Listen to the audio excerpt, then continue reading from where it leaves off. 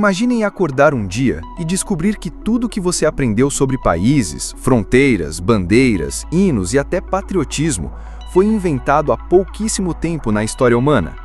E se eu te dissesse que o seu país não é uma verdade natural, mas uma construção tão artificial quanto uma peça de teatro?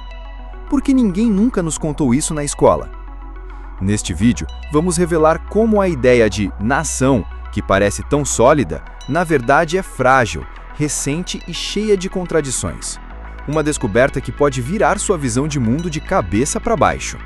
Prepare-se para mergulhar em histórias surpreendentes, dados curiosos e revelações contraintuitivas que vão abrir sua mente para enxergar algo que sempre esteve ali, mas disfarçado de normal.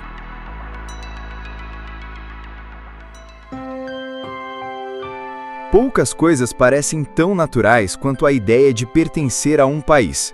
Desde cedo, aprendemos a cantar hinos, a nos emocionar com a bandeira e até a sentir orgulho de um lugar que, na maioria das vezes, nunca exploramos por completo. Mas e se tudo isso fosse parte de uma construção recente, cuidadosamente montada para gerar coesão? O nacionalismo, que hoje parece parte do nosso DNA, é mais uma invenção humana do que uma descoberta ancestral. Como um roteiro bem escrito, ele criou heróis, vilões, origens míticas e um nós versus eles, que nem sempre existiu. A curiosidade aqui é, por que aceitamos isso tão facilmente? Até o século XVIII, ninguém pensava em termos de país. A maioria das pessoas se identificava com sua aldeia, sua religião ou seu senhor feudal, mas não com uma bandeira. A ideia de um povo unido por uma cultura comum era quase inexistente. Não havia escolas que ensinassem uma língua nacional, nem mapas padronizados com fronteiras fixas. Cada região tinha sua própria lógica, seus próprios dialetos e suas próprias lealdades.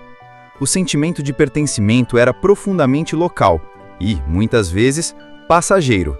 A explosão do nacionalismo moderno surgiu como resposta a mudanças sociais enormes, como o fim dos impérios e a chegada do iluminismo. Foi nesse cenário que a nação passou a ser vendida como uma entidade sagrada, algo maior do que o indivíduo. A noção de que pessoas desconhecidas, que nunca se viram, podem morrer umas pelas outras só faz sentido dentro dessa lógica nacionalista. Um francês do século XXI morreria por outro francês que vive a 1000 quilômetros, mas um francês medieval não moveria um dedo por um camponês da Bretanha. Esse salto de mentalidade só foi possível graças a uma combinação de ousadia intelectual e engenharia social. Os primeiros teóricos do nacionalismo começaram a moldar o conceito com base em histórias, cuidadosamente selecionadas e, muitas vezes, distorcidas. Reis foram transformados em pais da pátria, guerras viraram lendas fundadoras e tradições locais foram apagadas para dar lugar a uma cultura oficial. Isso não foi feito apenas com tinta e papel, mas com sangue, censura e repetição. O curioso é que a ideia da nação como algo eterno é uma ilusão cuidadosamente alimentada. Até hoje, livros escolares ensinam que países são entidades naturais, como montanhas ou rios, quando, na verdade, são linhas imaginárias traçadas por mãos humanas. Um exemplo simples. Você atravessa a fronteira entre Brasil e Argentina e, em um segundo, tudo muda. A moeda, a língua, as leis, até a forma de pensar. Mas o solo continuou o mesmo, o céu também. O que mudou, afinal? Esse sistema de identidade coletiva tem vantagens. Dá coesão, senso de pertencimento, até propósito. Mas também tem um lado sombrio. Ele precisa de um outro, alguém que esteja fora da bolha para que a bolha faça sentido. É por isso que o nacionalismo sempre andou de mãos dadas com guerras, exclusões e preconceitos. Criar uma nação exige mais do que construção, exige apagamento, e nem todo mundo entra na narrativa principal. Mesmo assim, a ideia pegou. Hoje, mais de 190 países são reconhecidos no mundo, cada um com seu conjunto de símbolos, suas leis, suas histórias de origem. A ONU, os passaportes, os Jogos Olímpicos, tudo gira em torno dessa lógica. Parece tão real quanto o ar que respiramos, mas não se engane. A ideia de país não é uma verdade universal, é uma invenção social, como o dinheiro ou o casamento. O que muda é que fomos ensinados a nunca questioná-la. E se essa invenção é recente, dá para desconstruí-la? Ou pelo menos entendê-la melhor? Para isso, nada melhor do que um estudo de caso. Vamos olhar para um país que muitos acreditam ter uma identidade forte e ancestral, mas que é na verdade fruto de séculos de costura política, propaganda e padronização cultural. Um lugar onde a unidade nacional foi construída sobre fragmentos diversos. Vamos até a França.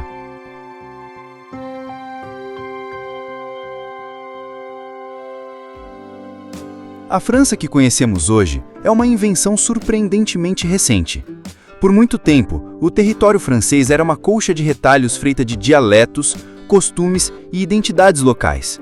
No século XVII, apenas uma minoria falava o francês oficial. O restante se comunicava em occitano, bretão, alsaciano, basco e uma dezena de outras línguas regionais. Se alguém do norte se encontrasse com alguém do sul, era provável que nem se entendessem, mas ainda estavam tecnicamente no mesmo país. O que chamamos hoje de França era durante séculos um aglomerado de povos com pouca ou nenhuma conexão cultural entre si. A figura do rei era respeitada, mas distante, quase como um mito que não interferia diretamente na vida das pessoas. A identidade era regional. O camponês era de Normandia, o pescador da Provença, o pastor dos Pirineus. A noção de que todos eram franceses só começou a ganhar forma quando o Estado decidiu que isso precisava acontecer. Geneticamente falando, os franceses do interior tinham mais semelhanças com vizinhos espanhóis, italianos ou alemães do que com outros franceses. Isso revela o quanto as fronteiras são frágeis quando vistas sob a lente da biologia. O DNA não respeita linhas desenhadas em mapas. Um habitante da Córcega pode ter ascendência mais próxima de sardos e sicilianos do que de um parisiense. A ideia de uma França una e indivisível é muito mais um projeto político do que um reflexo da realidade. O que transformou essa diversidade em unidade foi uma combinação de força e narrativa. O Estado francês impôs o idioma oficial, unificou o sistema educacional e criou símbolos que reforçavam o novo imaginário nacional. Isso incluiu não apenas bandeiras e hinos, mas também heróis nacionais, datas comemorativas e a eliminação sistemática das línguas regionais. Esse processo não aconteceu da noite para o dia e nem sempre foi pacífico. Houve resistência, revoltas e perdas culturais irreparáveis. Línguas foram extintas, tradições foram silenciadas e identidades locais foram diluídas em nome de um ideal nacional. O resultado é que hoje, mesmo quem nasceu em pequenas vilas nos Alpes ou nos Pirineus, se apresenta antes como francês do que como membro de uma cultura local. Isso mostra o poder da narrativa nacional quando combinada com coerção e persistência. Essa transformação nos leva a uma pergunta intrigante. Será que os países atuais são continuação natural de povos antigos ou apenas projetos modernos embalados como se fossem ancestrais? Para responder isso, precisamos olhar para outro aspecto frequentemente ignorado: a ilusão da continuidade histórica. Afinal, será mesmo que sempre existimos como brasileiros, franceses ou alemães? A resposta é mais surpreendente do que parece.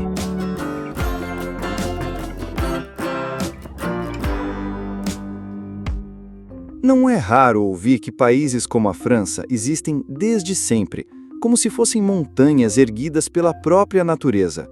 Mas essa ideia é, na verdade, uma construção cuidadosamente mantida. Na Idade Média, o chamado Reino da França era uma colcha de feudos independentes, ligados frouxamente à figura do rei. Cada senhor local mandava mais do que o monarca, e a autoridade central era simbólica. As fronteiras mudavam constantemente, ao sabor de casamentos, guerras e traições. As pessoas não se viam como parte de um país, mas como membros de uma comunidade específica, uma vila, uma diocese, uma província. Era comum alguém dizer, sou de tal lugar, ou servo de tal família, mas jamais, sou francês, sou inglês, ou sou italiano. A ideia de uma identidade coletiva nacional ainda não existia. O pertencimento era concreto, local e muitas vezes passageiro. O conceito moderno de cidadania estava muito distante daquela realidade fragmentada. Essa visão de continuidade histórica foi inventada depois, quando os estados modernos precisaram legitimar sua existência. Para parecerem eternos, criaram uma narrativa onde reis antigos viraram pais fundadores. Bandeiras surgiram como se fossem milenares e fronteiras foram tratadas como sagradas. Um truque eficiente para dar peso e autoridade ao presente, como se um quebra-cabeça desordenado tivesse sido redesenhado com traços firmes e cores vibrantes, fingindo que sempre foi assim. Só que o passado, quando olhado de perto, revela uma realidade bem diferente. Instável, ambígua e cheia de exceções. Entender isso é fundamental para não cairmos no erro de acreditar que o que existe hoje sempre foi inevitável. A ideia de país como algo estável, contínuo e imutável é uma das maiores ilusões da modernidade. Mas tudo muda quando o povo resolve agir. E nenhuma virada foi tão radical quanto a que aconteceu com a Revolução Francesa. A Revolução Francesa não apenas derrubou um rei, ela redesenhou a própria ideia de povo, poder e pertencimento. Pela primeira vez, surgiu a noção de que o Estado não era propriedade divina, mas expressão da vontade coletiva. Nós, o povo, deixou de ser apenas uma frase bonita e virou um princípio político. O cidadão, antes súdito, passou a ser visto como parte ativa do corpo político. Foi uma virada radical que transformou indivíduos desconectados em membros de uma nação. Essa mudança não foi só teórica. A nova França precisava de símbolos, histórias e heróis que sustentassem a identidade nacional nascente. A bandeira tricolor, a Marselhesa, o conceito de mártir da pátria, tudo isso surgiu ou se consolidou nesse período. Napoleão, que herdou essa estrutura em formação, entendeu o poder disso como ninguém. Ao conquistar territórios, não levava apenas armas, mas também ideias. O modelo francês de nação, com sua linguagem comum, seu exército nacional e sua nova forma de se imaginar como povo. Com Napoleão, o nacionalismo deixou de ser apenas um experimento francês e se tornou uma exportação cultural com impacto continental. Ele criou códigos legais, reformou administrações e usou a propaganda como ferramenta de unificação. Seus exércitos não apenas invadiam, mas também implantavam um novo ideal de cidadania. Era uma ousadia que assustava monarquias tradicionais e inspirava movimentos revolucionários em toda a Europa. A ideia de pertencer à nação ganhou força e passou a moldar as fronteiras com mais firmeza. Quando Napoleão caiu, o nacionalismo já não era mais uma faísca, era fogo espalhado. Mesmo os inimigos do imperador acabaram adotando suas ferramentas: educação estatal, exércitos nacionais, bandeiras simbólicas. O mundo começava a mudar, e a França foi o laboratório onde tudo isso começou a ferver. Mas esse novo modelo precisava mais do que paixão e guerra. Era preciso criar infraestrutura, treinar mentes e conectar corações. E foi exatamente isso que veio a seguir. Se ideias movem pessoas, estruturas moldam o cotidiano. Para que o sentimento de nação deixasse de ser um discurso e virasse prática, era preciso conectar fisicamente e mentalmente as pessoas. A industrialização entrou em cena como um catalisador poderoso. Ferrovias costuraram o território francês, encurtando distâncias e aproximando realidades antes isoladas. Pela primeira vez, era possível viajar do interior ao centro em dias, não em semanas. A França começava literalmente a se unir pelos trilhos, mas os trilhos não bastavam. Era preciso unificar também a forma de pensar, e a escola virou o palco principal dessa transformação. O Estado assumiu o controle da educação e passou a ensinar sistematicamente o idioma francês, a história oficial e os valores republicanos. O ensino deixou de ser um privilégio de poucos e virou um dever de todos. A mensagem era clara: ser francês não era só nascer na França, era pensar e agir como o Estado esperava, um modelo mental padronizado. A alfabetização foi uma ferramenta política disfarçada de avanço social. Ao aprender a ler e escrever, milhões de franceses também aprendiam a se ver como parte de algo maior. Livros didáticos exaltavam a pátria, heróis nacionais substituíam santos locais, e até os mapas reforçavam as novas fronteiras como se fossem naturais. A mídia nacional, impulsionada por jornais e mais tarde pelo rádio, reforçava o mesmo imaginário. A nação passava a existir na mente das pessoas, diariamente. Com a mente treinada e o corpo conectado, a identidade francesa se consolidava como um fato consumado. A diversidade linguística e cultural ainda existia, mas agora como nota de rodapé, não como centro. O nacionalismo não era mais apenas paixão ou propaganda. Era logística, administração, rotina. E como todo modelo de sucesso, ele logo seria copiado em outros cantos da Europa, porque se a França inventou o molde moderno, países como Itália e Alemanha estavam prontos para preenchê-lo.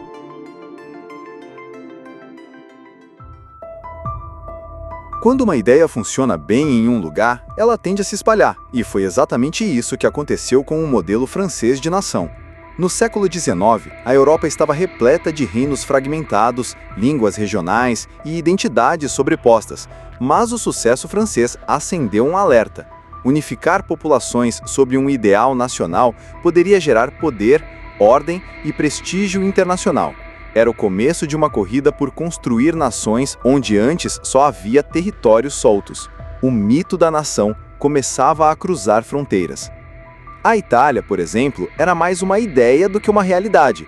Antes de 1861, o que existia era um mosaico de reinos independentes, cada um com sua cultura, governo e até idioma.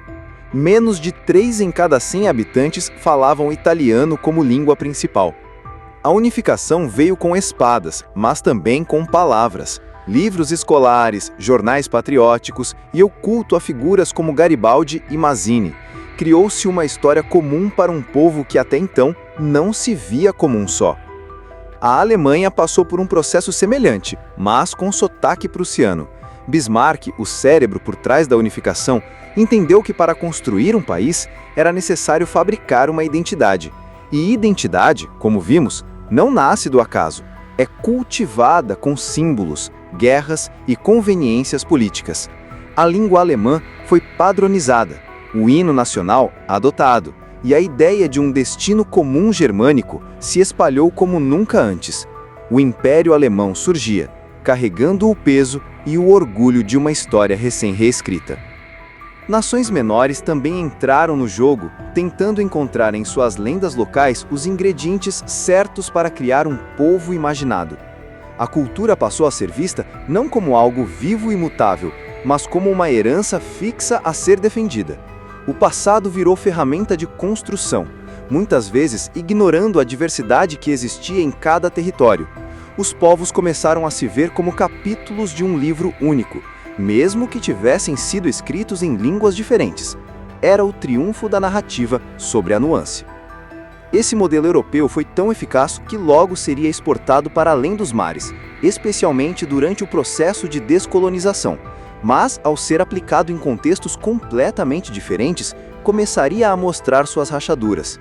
A ideia de nação parecia uma solução universal, mas, ao ser imposta a povos com histórias, línguas e culturas diversas, acabaria gerando novos conflitos e velhas feridas. A ilusão da unidade nacional estava prestes a mostrar seu lado mais sombrio. Nem toda ideia brilhante brilha para sempre. O nacionalismo, que começou como um movimento de unificação e pertencimento, logo ganhou contornos perigosos. Quando levado ao extremo, ele deixa de ser ponte e vira muro, separando, excluindo, expulsando. A crença de que uma nação precisa ser pura, homogênea ou verdadeira abre espaço para tragédias históricas. O século XX seria o palco sangrento onde essa obsessão por identidade mostraria suas garras, e os danos seriam irreversíveis. As guerras mundiais nasceram de um caldeirão de rivalidades nacionalistas fervendo há décadas. Fronteiras disputadas, ressentimentos históricos e um desejo de provar a superioridade de uma cultura sobre outra alimentaram alianças, ódios e bombas. Milhões morreram em nome de bandeiras e hinos, como se a terra tivesse mais valor do que a vida. A ideia de morrer pela pátria, romantizada nas escolas, revelou-se o preço real: trincheiras, campos de concentração e cidades em ruínas, tudo em nome de algo que, no fundo, é invisível. O genocídio tornou-se, tragicamente, um instrumento político. A lógica era simples: e cruel. Se a nação precisa ser pura, então os diferentes precisam desaparecer. Foi assim com os armênios no Império Otomano, com os judeus na Alemanha nazista, com os tutsis em Ruanda e tantos outros. A identidade nacional virou justificativa para a limpeza étnica, repressão e extermínio. Não por acidente, mas como consequência direta de um nacionalismo que havia perdido qualquer traço de humanidade ou dúvida. Mesmo em tempos de paz, o nacionalismo deixou cicatrizes. Minorias passaram a ser tratadas como ameaça, imigrantes como intrusos e diferenças como falhas. Políticas públicas passaram a mirar em manter a cultura ou proteger a nação, quando, na prática, isso significava controlar, excluir e silenciar. O medo do outro se tornou parte do discurso oficial, e essa mentalidade, mesmo décadas após os horrores das guerras, ainda ecoa em muitos lugares, alimentando discursos perigosos. Diante de tamanha destruição, era de se esperar que o nacionalismo fosse repensado, talvez até abandonado. Mas não foi isso que aconteceu. Pelo contrário, ele foi embalado, repaginado e exportado. O que começou como experimento europeu virou estrutura global. A história continuava. E agora, com novos territórios, novos povos e as mesmas perguntas. Quem somos nós? E quem são eles? O fim dos impérios europeus não trouxe o fim da lógica imperial. Quando colônias começaram a conquistar independência ao longo do século XX, havia um modelo pronto para ser copiado, o da nação moderna. Era quase automático. Conseguir a soberania significava adotar bandeira, hino, constituição e uma narrativa de povo único. Mas havia um detalhe que ninguém queria encarar. Muitas dessas novas nações foram formadas dentro de fronteiras desenhadas por colonizadores, sem qualquer respeito às culturas locais. O modelo ocidental, que parecia sólido no papel, mostrava rachaduras quando colocado em prática num contexto completamente diferente. Na Ásia e na América Latina, o processo foi semelhante. Elites locais assumiram o controle e adotaram os mesmos símbolos europeus para construir identidade. Em muitos casos, apagaram línguas indígenas, tradições regionais e religiões locais para tentar criar uma cultura nacional homogênea. Mais uma vez, o diverso foi visto como problema a ser corrigido. O curioso é que o nacionalismo, nascido como movimento de libertação, acabou virando ferramenta de dominação interna. Um paradoxo silencioso, mas frequente. Hoje, o sistema internacional inteiro é construído sobre essa ideia. Quase 190 países, cada um com seu território delimitado, seu governo soberano e sua identidade nacional. A ONU, os tratados, os passaportes, as fronteiras, tudo parte de uma lógica que transformou a invenção em padrão global. A maioria das pessoas sequer questiona esse arranjo, afinal, é o único que conhecemos. Mas saber que ele foi construído e não descoberto abre espaço para imaginar alternativas. E se a identidade nacional não fosse a única forma de organizar o mundo? E se houvesse maneiras mais inclusivas, mais flexíveis, mais conectadas com a realidade complexa que vivemos hoje? Existe outro caminho possível? E se existir, por que não tentar?